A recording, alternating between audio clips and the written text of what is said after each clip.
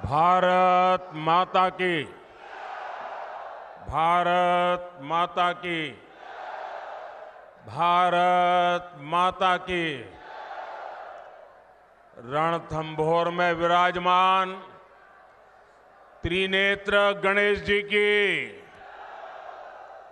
चौथ माता की, पपलाज माता की, मीन भगवान की, देवनारायण भगवान की, देवधाम जोधपुरिया की, शिवाड़ ज्योतिर्लिंग महादेव की, डिग्गी कल्याण जी की। राम राम सा।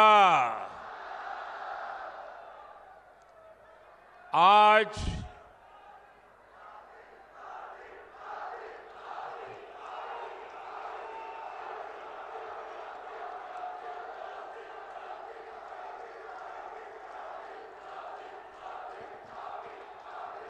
अभी से इतना जोर दिखाओगे तो मेरा भाषण पूरा होता होता थक जाओगे।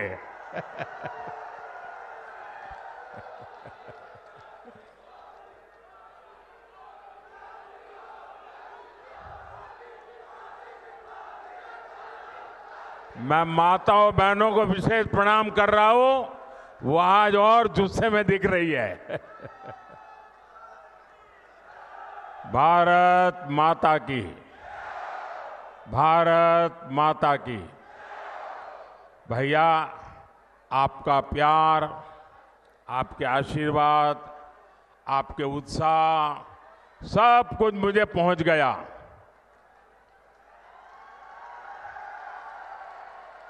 अब मैं अपनी बात पहुंचाऊं। आज राम भक्त हनुमान जी की जयंती का पवित्र दिन है। पूरे देश को हनुमान जयंती की बहुत बहुत शुभकामनाएं। मेरे साथ बोलिए, बजरंग बली की, बजरंग बली की, बजरंग बली की। और मैं आप सबका भी आभारी हूं कि आज आपने मुझे गदा देकर के बजरंग बली की जय करने का अवसर दे दिया।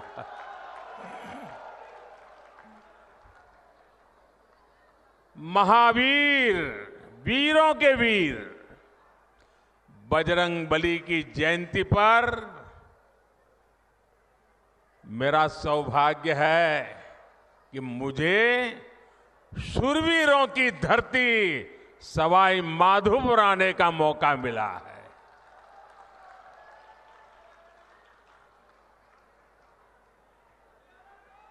चुनाव के दिन है, एक दिन में दो दो तीन तीन स्टेट में जाना होता है और इसलिए सभा के समय से भी पहले यहां सभा का समय मैंने दे दिया था और मैं देख रहा हूं वहां से हुजूम का हुजूम अभी आ ही रहा है।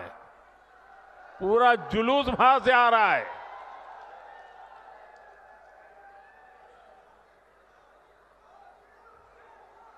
मुझे लगता है कि मेरी सभा पूरी होने के बाद भी लोग आते रहेंगे। तो जो अभी पहुंच नहीं पाए हैं, रास्ते में दिख रहे हैं, मैं उनकी क्षमा मांगता हूं, क्योंकि मुझे तो इंतजार नहीं कर सकता, आगे चलना पड़ेगा। लेकिन ये मैं जो उत्साह देख रहा हूं उसमें एक मजबूत भारत के लिए आशीर्वाद है। इसलिए हर तरफ यही गूंज है, फिर एक बार, फिर एक बार, फिर एक बार। साथियों, हमारे राजस्थान ने सदियों से सीमा पर खड़े मजबूत प्रहरी की तरह देश की रक्षा की है। राजस्थान ये बखूबी जानता है कि सुरक्षित राष्ट्र और स्थायी सरकार ये कितनी जरूरी होती है। इसलिए चाहे 2014 हो या 2019 हो, राजस्थान ने एकजुट होकर देश में भाजपा की ताकतवर सरकार बनाने के लिए अपना आशीर्वाद दिया था। आपने 25 की 25 सीटें भाजपा को जीत करके झोली भर दी थी। एकजुटता ही, एकता ही राजस्थान की सबसे बड़ी पूंजी है। याद रखिएगा, जब जब हम बंटे हैं तब तब देश के दुश्मनों ने फायदा उठाया है। अब भी राजस्थान को बांटने की, यहां के लोगों को बांटने की पूरी कोशिशें हो रही हैं। इससे राजस्थान को सावधान रहने की जरूरत है। साथियों, एक स्थिर और ईमानदार सरकार देश के विकास के लिए क्या कुछ कर सकती है, ये पिछले 10 वर्षों में सबने देखा है। भारत आज दुनिया की सबसे तेजी से बढ़ती हुई बड़ी अर्थव्यवस्था है। पिछले 10 साल में 25 करोड़ लोग गरीबी से बाहर निकले हैं। ये बहुत बड़ा काम हुआ है। इतना बड़ा काम कैसे संभव हुआ? कैसे हुआ ये?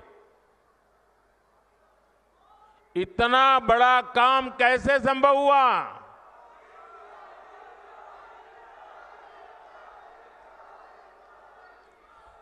देश को सबसे मजबूत स्थिति में किसने पहुंचाया?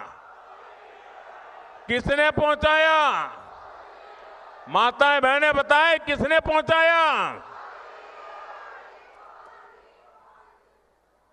ये आपकी उदारता है, आपका प्रेम है, आपके आशीर्वाद है कि आप सारी क्रेडिट मोदी को दे रहे हैं। लेकिन सच्चाई ये है कि ये जो कुछ भी हुआ है ना, वो आपके एक वोट की ताकत के कारण हुआ है, आपके कारण हुआ है। जो 25 करोड़ लोग गरीबी से बाहर निकले हैं ना, वो जो पुण्य है, उस पुण्य के हकदार आप हैं। जिस गरीब को पक्का घर मिला है, उसका जो पुण्य है, उस पुण्य के हकदार आप हैं। जिस गरीब को मुफ्त राशन मिला है, जिस गरीब का चूल्हा जलता रहा है, उसके कारण जो पुण्य मिला है, वो पुण्य के हकदार आप हैं, आपका वोट है। साथियों, 2014 में आपने मोदी को दिल्ली में सेवा का अवसर दिया, तो देश ने वो फैसले लिए जिसकी किसी ने कल्पना भी नहीं की थी। लेकिन आप सोचिए, अगर कांग्रेस 2014 के बाद भी और आज भी अगर दिल्ली में कांग्रेस की सरकार होती, तो क्या क्या हुआ होता? कांग्रेस होती तो जम्मू कश्मीर में आज भी हमारी सेनाओं पर पत्थर चल रहे होते। चलते कि नहीं चलते? कांग्रेस होती तो सीमा पार से आकर दुश्मन आज भी हमारे जवानों के सिर काटकर ले जाते। कांग्रेस सरकार कुछ न करती। कांग्रेस होती तो ना हमारे फौजियों को 1 रैंक 1 पेंशन लागू होती और ना ही हमारे पूर्व सैनिकों को 1 लाख करोड़ रुपया मिलते। कांग्रेस होती तो देश में आए दिन देश के कोने कोने में सीरियल ब्लास्ट, बम धमाके होते ही रहते, निर्दोष लोग मरते ही रहते। कांग्रेस ने तो राजस्थान में जो सीरियल ब्लास्ट हुए थे, बम धमाके हुए थे, उन दोषियों को बचाने का घोर पाप भी किया है। कांग्रेस होती तो कोरोना के समय ना किसी को मुफ्त राशन मिलता और ना ही किसी को मुफ्त वैक्सीन मिलती। कांग्रेस होती तो देश में महंगाई से हाहाकार मचा होता। कांग्रेस पार्टी देश की मुसीबत में अपने लिए भ्रष्टाचार के नए मौके तलाशती। और राजस्थान के मेरे भाइयों और बहनों, आप लोग तो कुछ महीने पहले ही कांग्रेस के पंजे से मुक्त हुए हैं। कांग्रेस पार्टी ने सत्ता में रहते हुए जो जख्म दिए वो राजस्थान के लोग कभी भी भूल नहीं सकते। कांग्रेस ने महिलाओं पर अत्याचार के मामले में राजस्थान को नंबर 1 बना दिया था। और दुर्भाग्य देखिए, कांग्रेस के लोग विधानसभा में बेशर्मी के साथ कहते थे कि ये तो राजस्थान की पहचान है। अरे डूब मरो, ये शोभा नहीं देता है, ये शोभा नहीं देता है आपको।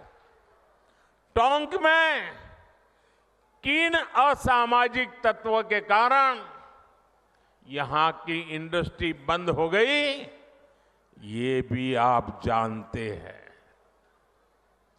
लेकिन आपने हमारे भजनलाल जी को सेवा करने का मौका दिया है। और जब से भजनलाल जी और उनकी टीम काम पे लगी है, माफिया, अपराधी राजस्थान छोड़कर भागने पर मजबूर है। पेपर लीक माफिया भी भजनलाल जी का कानूनी डंडा चलने के बाद ठंडा पड़ गया है। जबकि अभी तो इन्हें सिर्फ 3-4 महीने ही भजनलाल जी और उनकी टीम को हुआ है। जो अपराधी धोखे में है वो जान ले, ये भजनलाल जी है। अभी तो भजनलाल सरकार की गाड़ी चलनी शुरू हुई है, अभी तो टॉप गियर में आना बाकी है।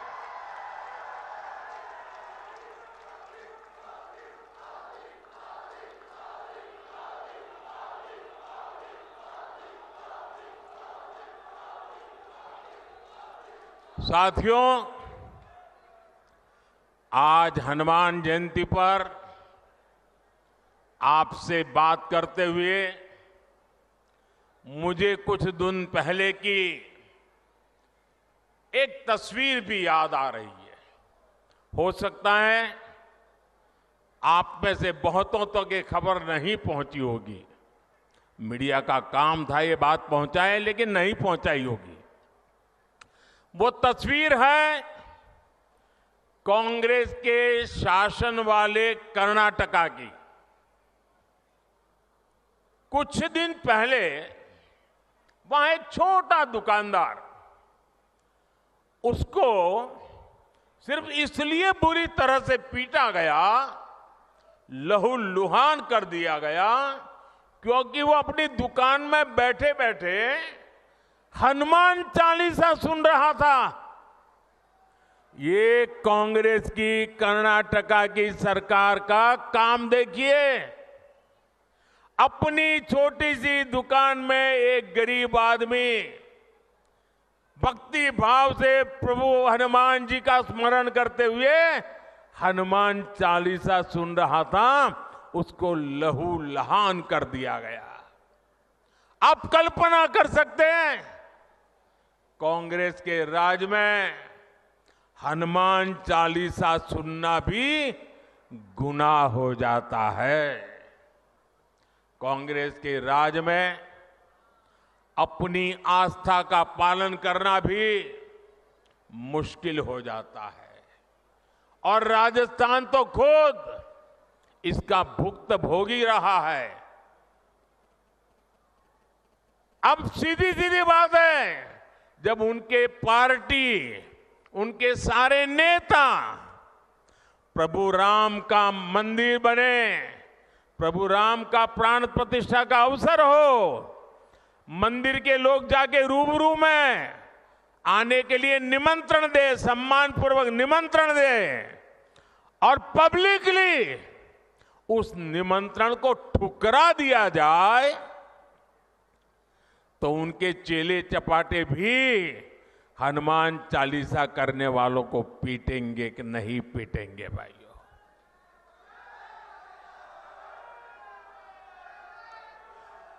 कुछ दिन पहले ही रामनवमी बीती है।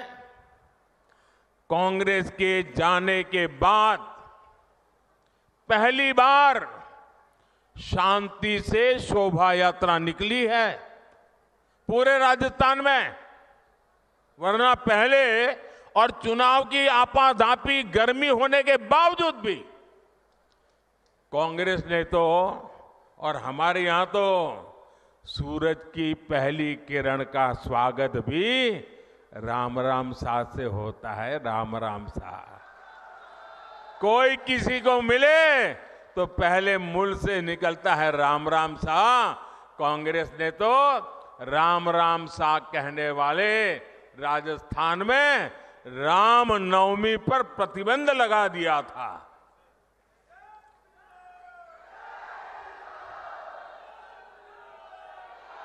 और हमारे किरोड़ी लाल ऐसे हर मुद्दे पर लड़ाई लड़ते थे।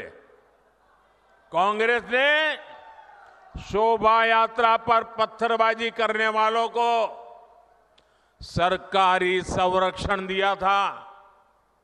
इसी कांग्रेस पार्टी ने तुष्टीकरण के लिए मालपुरा, करौली, छबड़ा, टोंक, जोधपुर को दंगों की आग में झोंक दिया था। झोंक दिया था कि नहीं झोंक दिया था? झोंक दिया था कि नहीं झोंक दिया था? क्या ऐसे लोगों को माफ करोगे? अब भाजपा सरकार आने के बाद किसी की हिम्मत नहीं है कि आपकी आस्था पर सवाल उठा दे। अब आप चैन से हनुमान चालीसा भी गाएंगे और राम नवमी भी मनाएंगे, ये भाजपा की गारंटी है।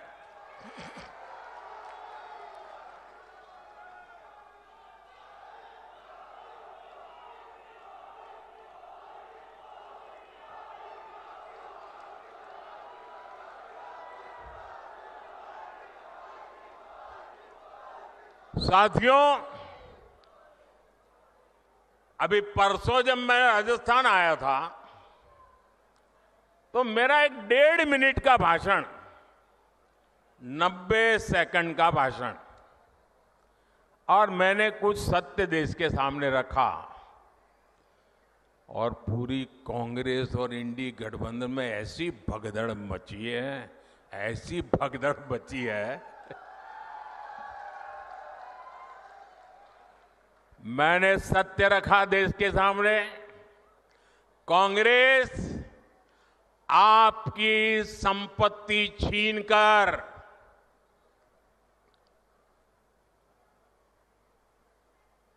उनके खास लोगों को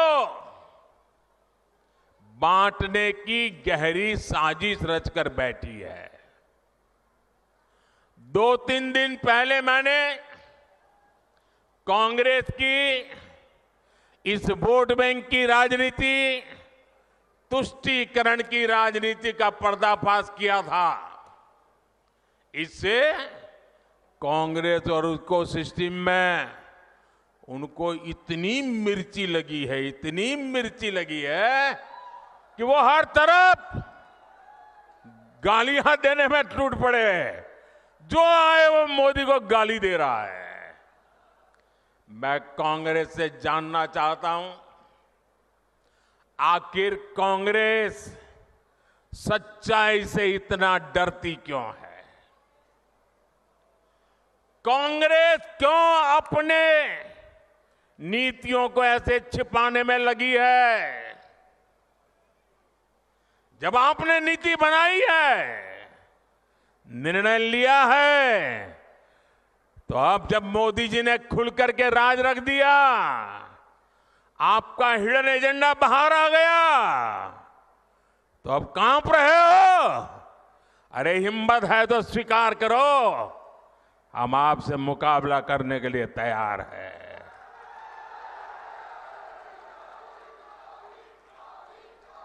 मैं ये बात देश को साफ साफ बताना चाहता हूं कि कांग्रेस वोट बैंक पॉलिटिक्स के दलदल में इतना धंसी हुई है कि उसे बाबा साहब के संविधान की भी परवाह नहीं है। और आपको पता होगा, उन्होंने मैनिफेस्टो में तो लिखा है कि आपकी संपत्ति का सर्वे करेंगे। हमारी माताओं बहनों के पास जो स्त्री धन होता है, जो मंगलसूत्र होता है, उसका सर्वे करेंगे। और फिर उनके एक नेता ने तो भाषण में कहा, एक्सरे किया जाएगा, एक्सरे किया जाएगा। मतलब आपके घर में अगर बाजरे के अंदर डिब्बे में भी कुछ रखा है तो वो भी एक्सरे करके खोजा जाएगा। दीवार में कहीं रखा है तो उसको भी एक्सरे करके खोजा जाएगा। पूरा एक्सरे करने वाले की घोषणा की है और उनके नेता ने पब्लिकली कहा है। और फिर आपकी सारी संपत्ति, जरूरत से ज्यादा जो भी होगा वो उनका कब्जा करेगी उनकी सरकार, कहते हैं, और फिर लोगों को बांट देंगे। अगर आपके पास 2 घर है, यहां गांव में घर है, और बच्चों के लिए आपने जयपुर जोधपुर में अगर एक छोटा फ्लैट ले लिया है, तो एक्सरे करेंगे कि भाई 2 घर है, एक वापस दो, सरकार को दे दो। बताइए, आपको मंजूर है क्या? ये मंजूर है क्या? क्या स्त्री धन पर हाथ लगा सकते हैं क्या? क्या मंगलसूत्र पर हाथ लगा सकते हैं क्या? ये पंजे की ये ताकत, भाइयों बहनों, राजस्थान में से एक भी पंजा बचना नहीं चाहिए भाइयों। अब देखिए, कांग्रेस पार्टी ने संविधान के साथ, बाबा साहब आंबेडकर के दिए हुए संविधान के साथ किस प्रकार से खिलवाड़ करने की कोशिश की। इस देश की में जब संविधान बना तब धर्म के आधार पर आरक्षण का घोर विरोध हुआ था, ताकि हमारे एससी, एसटी, ओबीसी समुदाय को सुरक्षा मिलती रहे। लेकिन उन्होंने, मनमोहन सिंह जी ने भाषण किया था और उस सभा में मैं मौजूद था मुख्यमंत्री के नाते, मुस्लिमों का देश के संसाधनों पर पहला हक है, ये मनमोहन जी का बयान है। और ये संयोग नहीं था और ये अकेला बयान नहीं था। कांग्रेस पार्टी की सोच हमेशा से तुष्टीकरण की रही है, वोट बैंक की राजनीति की रही है। 2004 में जैसे ही कांग्रेस की केंद्र में सरकार बनी, उसके सबसे पहले किए गए कामों में था, सबसे पहला काम था चुनाव जीतने के बाद आंध्र प्रदेश में एससी, एसटी के रिजर्वेशन में से कमी करके मुसलमानों को रिजर्वेशन देने का प्रयास। ये एक पायलट प्रोजेक्ट था जिसे कांग्रेस पूरे देश में आजमाना चाहती थी। 2004 से 2010 के बीच कांग्रेस ने 4 बार आंध्र प्रदेश में मुस्लिम रिजर्वेशन लागू करने की कोशिश की, लेकिन कानूनी अड़चनों की वजह से, सुप्रीम कोर्ट की जागरूकता के कारण वो अपने मंसूबा जो लेके चले थे वो पूरे नहीं कर पाए। 2011 में कांग्रेस ने इसे देश में लागू करने की कोशिश की। एससी, एसटी को और ओबीसी को मिला हुआ अधिकार छीन करके वोट बैंक की राजनीति के लिए औरों को देने का खेल किया।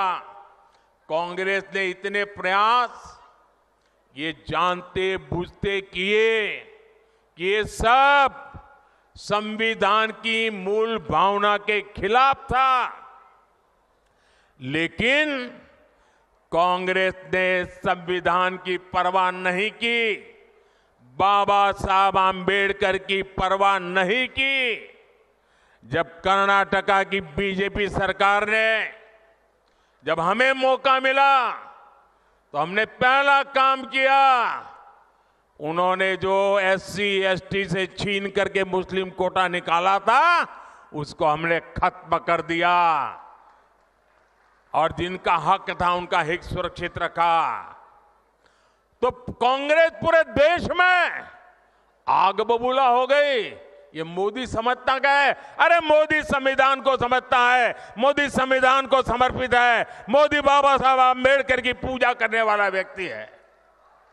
साथियों, सच्चाई ये है कि कांग्रेस और इंडिया अलायंस जब सत्ता में था तो ये लोग दलितों, पिछड़ों के आरक्षण में सेंधमारी करके वोट बैंक पॉलिटिक्स के लिए उनकी खास जमात को अलग से आरक्षण देना चाहते थे, जबकि संविधान इसके बिल्कुल खिलाफ है। आरक्षण का जो हक बाबा साहब ने दलित, पिछड़ों और आदिवासियों को दिया, कांग्रेस और इंडिया अलायंस वाले उसे मजहब के आधार पर मुसलमानों को देना चाहते थे। मैं कांग्रेस को पूछना चाहता हूं, क्या कांग्रेस ऐलान करेगी कि संविधान में दलितों, पिछड़ों के आरक्षण को, आदिवासियों के आरक्षण को कम करके वो इसे मुसलमानों को नहीं बांटेंगे? जरा वह देश की जनता को वादा करो। कांग्रेसी जहां भी आए, आपको मोहल्ले में आ जाए, आपके घर में मिलने आ जाए, जरा खड़े रख करके पूछो, कर्नाटका, आंध्र जैसे राज्यों में इन्होंने आरक्षण को मजहब के आधार पर बांटने का खेल क्यों शुरू किया था? साथियों, कांग्रेस की इन साजिशों के बीच मोदी आज आपको खुले मन से गारंटी दे रहा है। दलितों, पिछड़ों और आदिवासियों का आरक्षण न खत्म होगा, ये मोदी की गारंटी है। आरक्षण न खत्म होगा और न ही उसे धर्म के नाम पर बांटने दिया जाएगा, ये मोदी की गारंटी है। 2020 में आरक्षण की संवैधानिक समय सीमा खत्म हो रही थी और उस समय आपने मोदी को सेवा के लिए बिठाया हुआ था। ये मोदी है जिसने दलितों, आदिवासियों का आरक्षण और 10 साल के लिए बढ़ा दिया था। साथियों, कांग्रेस कभी भी विकास के मुद्दे पर चुनाव नहीं लड़ती। कांग्रेस पार्टी ने इतने दशकों तक आपको पीने के साफ पानी जैसी जरूरत तक से वंचित रखा। बीजेपी सरकार ने हर घर जल पहुंचाने के लिए जल जीवन मिशन शुरू किया, लेकिन राजस्थान में कांग्रेस सरकार ने उसमें भी हजारों करोड़ रुपए का भ्रष्टाचार कर दिया। कांग्रेस ने राजस्थान के लिए सबसे जरूरी ERCP प्रोजेक्ट को भी पास नहीं होने दिया। ये भाजपा सरकार ने, हमारे भजनलाल जी की मेहनत ने 3 महीने के अंदर ही ERCP परियोजना को पास कर दिया। ERCP का बहुत बड़ा लाभ टोंक, सवाई माधोपुर को मिलने वाला है। इसका बड़ा लाभ यहां के किसानों को होगा। यहां सवाई माधोपुर, टोंक जिले में PM किसान सम्मान निधि के करीब 1100 करोड़ रुपए सीधे ट्रांसफर किए गए हैं। राजस्थान में गेहूं का समर्थन मूल्य भी बढ़ाया गया है। साथियों, कांग्रेस को आधुनिक इंफ्रास्ट्रक्चर के निर्माण से भी एलर्जी है। ये बीजेपी है आज पूरे देश में आधुनिक इंफ्रास्ट्रक्चर बना रही है। देश का सबसे बड़ा दिल्ली मुंबई एक्सप्रेसवे सवाई माधोपुर से होकर के गुजर रहा है। सरकार ने जयपुर सवाई माधोपुर रेलवे लाइन के दोहरीकरण की मंजूरी भी दे दी है। हमने दौसा गंगापुर सिटी से जुड़ी हुई रेलवे लाइन का दशकों से लंबित काम भी पूरा किया। इस क्षेत्र में इलाज की बेहतर सुविधाओं के लिए एक मेडिकल कॉलेज भी बनाकर तैयार हो रहा है। साथियों, 24 के 20 चुनाव में राजस्थान में ये मेरी आखिरी सभा है। अब 26 अप्रैल को अगले चरण का मतदान है। बीते दिनों मुझे राजस्थान के अलग अलग क्षेत्रों में जाने का मौका मिला है। अब कल शाम को तो शायद आपका प्रचार अभियान भी पूरा हो जाएगा। ये मेरी आखिरी सभा है। राजस्थान के मध्य सभी क्षेत्रों के लिए मैं उनके आशीर्वाद की कामना करता हूं, अधिकतम मतदान की कामना करता हूं। शादी ब्याह के दिन है, गर्मी भी बहुत है और ऐसे में हम राष्ट्र कर्तव्य न भूलें, लोकतंत्र के हमारे दायित्व को न भूलें, अधिकतम वोट करें, ये मेरा आग्रह रहेगा। आपने मुझे राजस्थान की यात्रा में मैंने देखा है, भरपूर आशीर्वाद दिया है। ये आपका ये आशीर्वाद मेरी पूंजी है। आपके सपने मेरे अपने हैं। विकसित भारत के सपने को पूरा करने के लिए मेरा भी हर पल, हर क्षण देश के लिए है। इसलिए 24/7 मैं 2047 के लिए काम कर रहा हूं। और बीते 10 वर्षों में जो काम हुआ है वो तो एक केवल ट्रेलर है। अगले 5 वर्षों में हमें देश को, राजस्थान को बहुत आगे लेकर जाना है। मेरा अनुरोध है, आप रिकॉर्ड संख्या में कमल के आगे का बटन दबाकर भाई सुखबीर सिंह जौनपुरिया समेत सभी बीजेपी उम्मीदवारों को संसद में भेजें।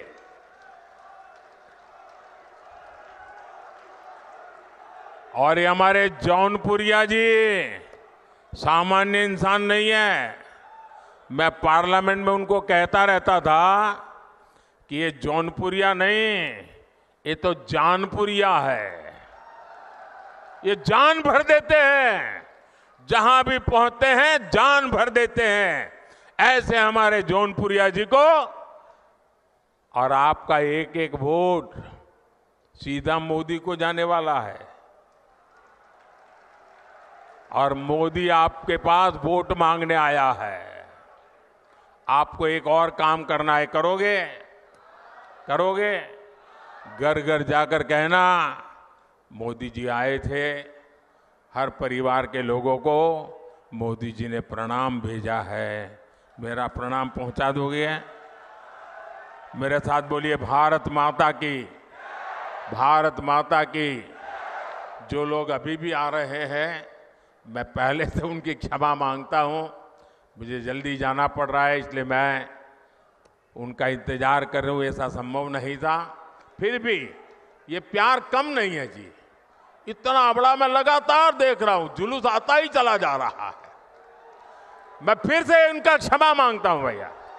वो इतनी मेहनत करके इतनी धूप में आए हैं, लेकिन पहुंच नहीं पाए। मैं सर झुका करके उनको प्रणाम करता हूं, क्षमा मांगता हूं। बोलिए भारत माता की, भारत माता की। बहुत बहुत धन्यवाद।